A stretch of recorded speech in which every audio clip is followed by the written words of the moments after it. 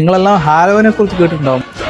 കെൽട്ടിക് ഫെസ്റ്റിവലായ സോവൽ നിന്നാണ് ഹാലോവിൻ ഉണ്ടായത്. ഹാർവസ്റ്റ് സീസണിന്റെ അവസാനവും വിന്ററിന്റെ ആരംഭവുമായ ഒക്ടോബർ 31 കെൽട്ടിക് ന്യൂ ഇയർ ആയിട്ടാണ് ആഘോഷിച്ചിരുന്നത്. അന്നേ ദിവസം ആത്മാക്കൾ ഭൂമിയിലോട്ട് തിരിച്ചു വരുമെന്ന് അവർ വിശ്വസിച്ചിരുന്നു. ആത്മാക്കളെ ഭയപ്പെടുത്തുവാൻ വേണ്ടിയാണ് തീയിടുകയും വിവിധ ഡ്രസ്സുകളും കാര്യങ്ങളും എല്ലാം ധരിച്ച് ആളുകളെല്ലാം കൂട്ടമായി കൂടിയിരുന്നത്. അയർലൻഡ് കൂടാതെ UK-ലും ഫ്രാൻസിലും എല്ലാം ഈ സെലിബ്രേഷൻ നടന്നിരുന്നു. യൂറോപ്പിലെല്ലാം ക്രിസ്ത്യാനിറ്റി ശക്തമായി വന്നതിന്റെ ഭാഗമായിട്ട് പോപ്പ് ഗ്രിഗറി മൂന്നാമൻ 8-ാം നൂറ്റാണ്ടില് സെലിബ്രേഷൻ ഒരു അന്ത്യം വരുത്തുവാൻ വേണ്ടി നവംബർ 1 ഓൾ ഹാലോ ഡേ ആചരിക്കാൻ തുടങ്ങി. അതായത് ഓൾ സെയിൻസ് ഡേ.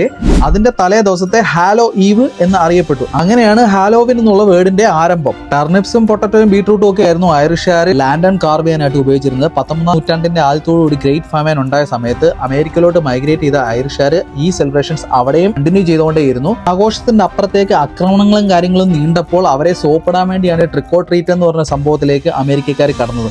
പിന്നീടാണ് പംകിൻ കാർവിനും അങ്ങനെയുള്ള കാര്യങ്ങളും എല്ലാം ഉത്ഭവിച്ചു വന്നത്.